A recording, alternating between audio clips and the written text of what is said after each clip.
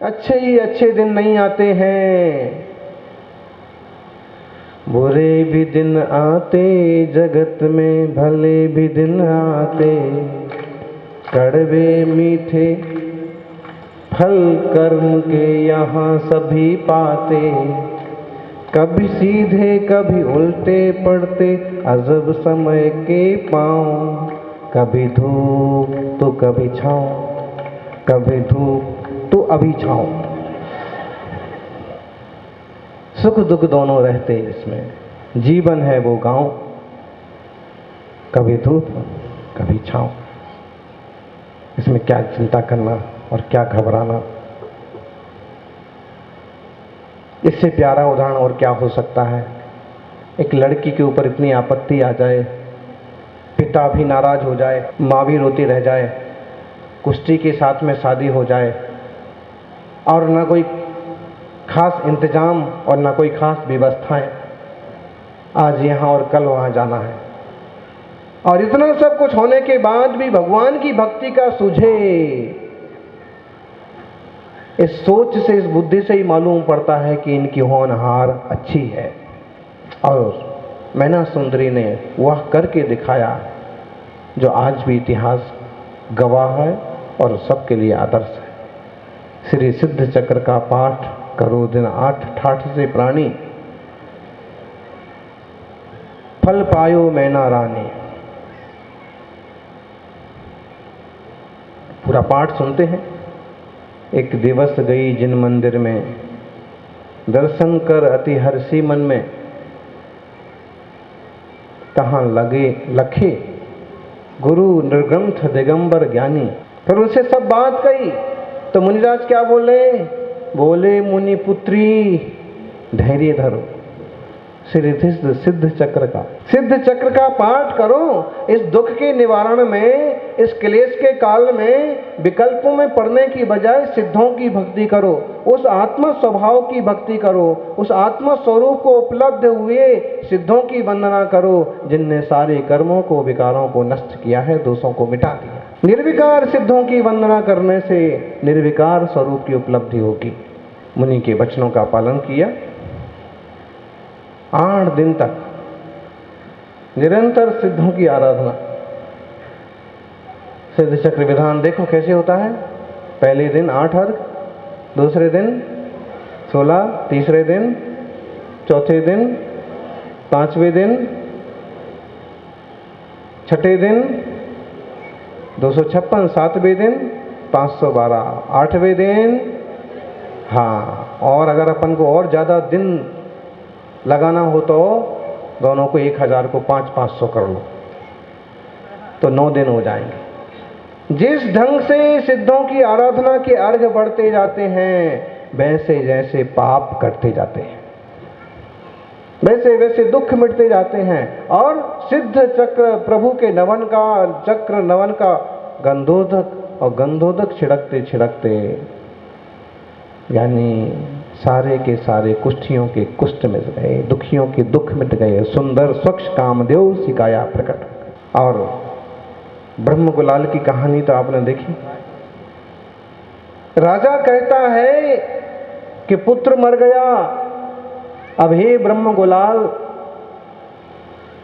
तू कोई ऐसा रूप धारण करके मुझे उपदेश दे कि मुझे जो दुख हुआ है, क्लेश हुआ है, वो मिट जाए। और इसका उपाय केवल मुनिराज के वचन ही होते हैं, इसलिए तो मुनि बन के मुझे कुछ उपदेश दे ताकि मेरे मन को शांति। और देखो वह धर्मात्मा सदग्रस्त श्रावक, उसकी कला के कारण से उसको बहुरूपिया कहते जरूर थे, जन्मजात बहुरूपिया नहीं था। नगर सेठ के, फिरोजाबाद के नगर सेठ का बेटा था, लेकिन उसका शौक था। किसी किसी का शौक होता है ना, है? आपके बागड़ में भी 2-3 लोग हैं जिनका शौक होता है, तरह तरह से। आज एकदम ब्लैक कपड़े पहनेंगे तो कल एकदम व्हाइट पहनेंगे, परसों मूछें बड़ी बड़ी होंगी, अगले दिन तो उसको शौक था और शौक ही उसका कला बन गया। और फिर उसकी पूरी कथा और अंत में जब उसने मुनि का रूप धारण किया तो फिर कोई दूसरा रूप धारण नहीं किया। उसने कहा कि अब कोई रूप नहीं बदला जाता। ज्ञानी एक बार श्रावक का धर्म मिल गया, मुनि का धर्म मिल गया तो इसको कोई छोड़ा नहीं जाता। अच्छे ढंग से इस धर्म का, जिन शासन का पालन करे। किसी भी तपस्वी का भक्ति भाव पूर्वक आहारचर्या संपन्न कराना अपने आप में हजारों लोगों को भोजन कराने से भी बड़ा दान कहलाता है। और इसका मतलब ये नहीं है कि मुनिराजों की तो सेवा करें और आम लोगों को भूल जाएं। नहीं, अगर हम में थोड़ी सी शक्ति है तो हमें औरों का भी उपकार करते रहना चाहिए। कल गौशाला का उद्घाटन हुआ, कितने सारे श्रावकों ने तुरंत हाथों हाथ एक अच्छी से अच्छी राशि बोल करके एक कोशिश की कि अगर 100 गायें भी आ जाएं तो साल भर तक उनके खाने पीने का, रहने का इंतजाम हो जाए। अपना मन ऐसे ही काम करते रहना चाहिए। सिद्ध चक्र महामंडल विधान दुनिया में हर जगह 8 दिन का होता होगा, लेकिन यहाँ हो रहा है 9 दिन का, 10 दिन का, 11 दिन का। और प्रभु की आराधना तो 9, 10, 11 दिन क्या होता है, जिंदगी भर ऐसी सुख शांति और समृद्धि बनी रहे कि हम रोज ऐसे ही भक्ति भाव से पूजा करते रहें। विश्व शांति महायज्ञ, और ये हमने जो यज्ञ किया है, आप लोगों ने जो आहुतियां दी हैं, ये सारी विश्व की शांति के लिए, सुख समृद्धि के लिए है। हे भगवान, कोरोना जैसी महामारी वापस ना लौटे, लोग शांति से रहें, सुख से रहें। अमीर लोग अपनी व्यवस्थाएं बैठा लेते हैं, गरीब ज्यादा परेशान हो जाते हैं। हे भगवान, कोई दीन दुखी गरीब परेशान ना हो। हम प्रार्थना जरूर करें और हमारी प्रार्थना कहीं ना कहीं, कभी ना कभी सुनी जाएगी। और एक बात, आप जब प्रार्थना करते हो कि सब सुखी रहें, ये पक्का है कि सब सुखी होने वाले नहीं हैं। कुछ लोग तो अपने आप से ही दुखी रहे आते हैं, सारी चीजें हैं फिर भी दुखी रहे आते हैं, उसका इलाज नहीं है। लेकिन आपकी की गई प्रार्थना सबके लिए लाभदायक हो ना हो, आपके लिए लाभदायक जरूर होगी। क्यों? क्योंकि आपने सबके भले की कामना और कल्पना की है, तो जो सबका भला सोचता है उसका भला जरूर होता है। और भला सोचेंगे तो भला का उल्टा लाभ जरूर होता है। भला लाभ, भला करोगे लाभ मिलेगा। और हमारे यहाँ तो लाभ भी शुभ पूर्वक होता है, पहले शुभ फिर लाभ। ऐसा लाभ हमें नहीं चाहिए जो अशुभ हो। बेटा ने कहा, माता जी बहुत बड़ा काम मिल रहा है, बहुत बड़ा प्रोजेक्ट हाथ में आ रहा है और कमाई का एक बहुत बड़ा साधन मिलने वाला है। खर्चा बहुत ज्यादा नहीं है लेकिन मुनाफे बहुत ज्यादा है। आपकी आज्ञा हो तो करूं। मैंने कहा, बेटा मैं ज्यादा तो नहीं समझती हूं कि क्या कर और क्या ना कर, लेकिन इतना जरूर तुझे कह देना चाहती हूं कि जब सुबह होती है और मैं तुझे जगाने आती हूं तो तू बड़े आराम से सोया रहता है, और जब 2-3 आवाज देती हूं तो तू 6-7 बजे उठता है, नहाता है, भगवान की भक्ति को जाता है। बस मैं इतना कह देना चाहती हूं कि ऐसा ना हो कि कभी कल मैं तुझे जगाने आऊं और तू जागता हुआ मिले, कल मैं तुझे जगाने आऊं और तू जागता हुआ मिले, ऐसा ना हो। मतलब नहीं समझे।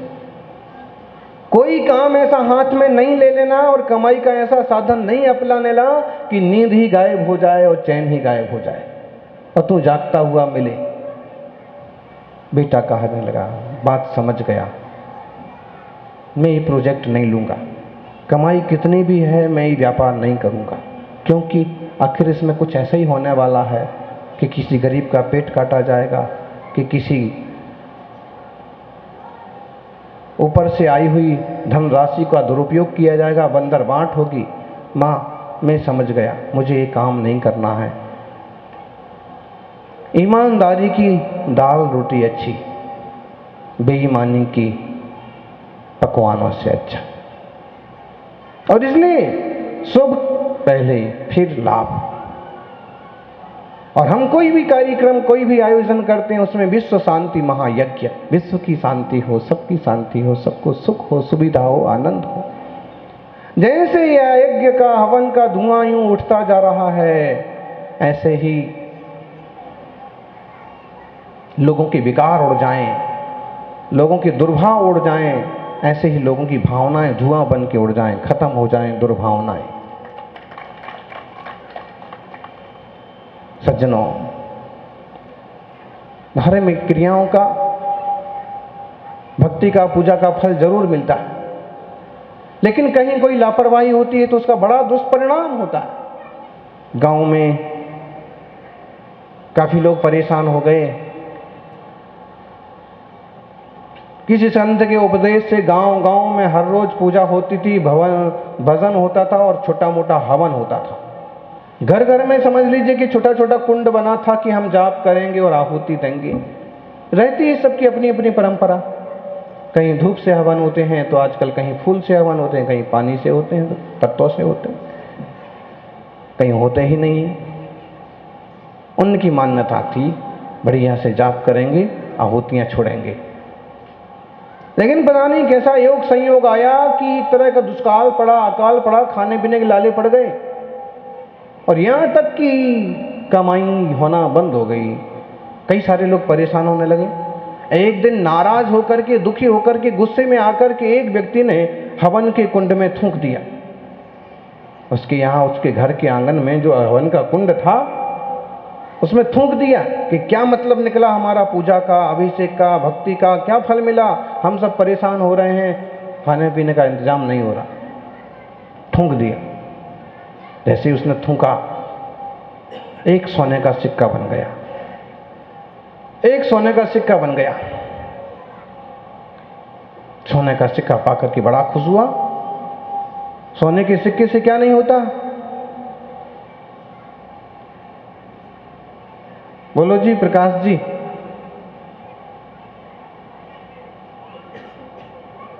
सब कुछ होता है। सोने के सिक्के से सब कुछ होता है, लेकिन सोने के सिक्के के साथ भावनाएं, सद्भावनाएं हों तो पुण्य होता है, खोटी भावनाएं हों तो पाप होता है।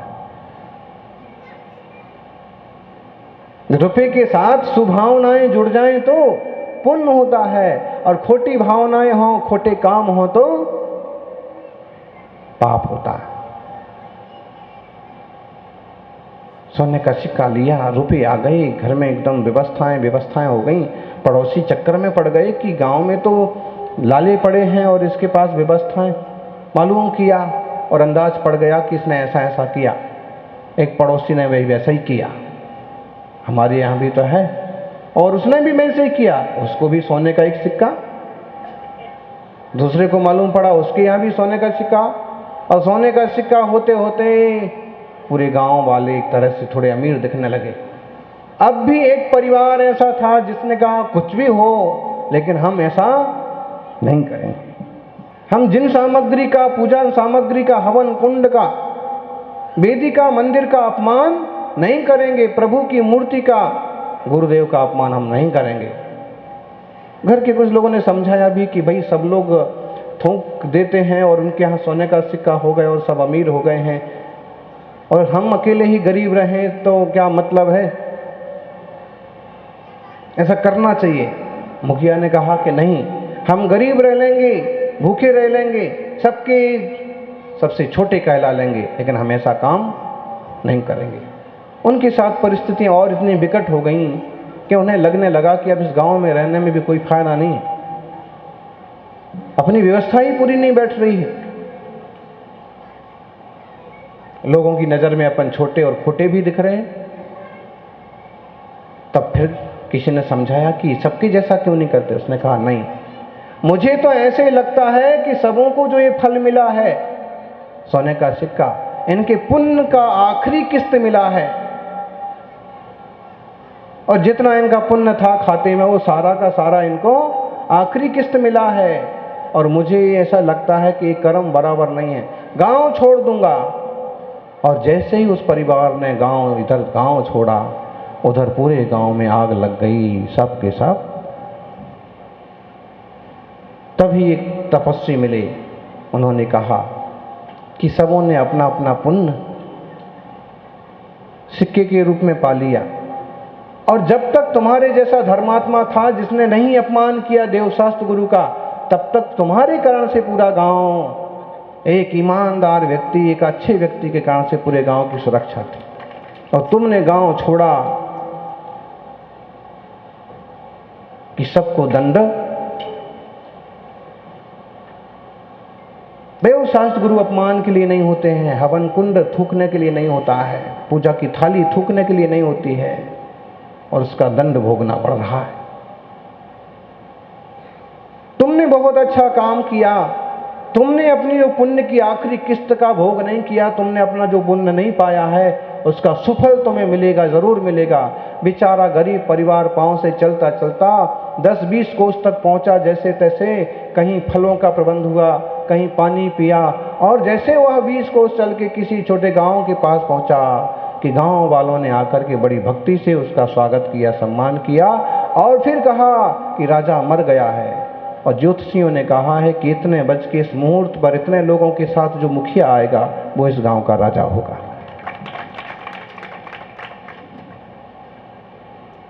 सज्जनों, धर्म ध्यान जरूर करना, भरपूर करना, लेकिन कभी कोई आसाधना जैसा प्रपंच ना बन पड़े, क्योंकि कभी कभी किसी कारण से ऐसा मन खट्टा हो जाता है कि हमने इतनी सेवा की और हमें क्या फल मिला।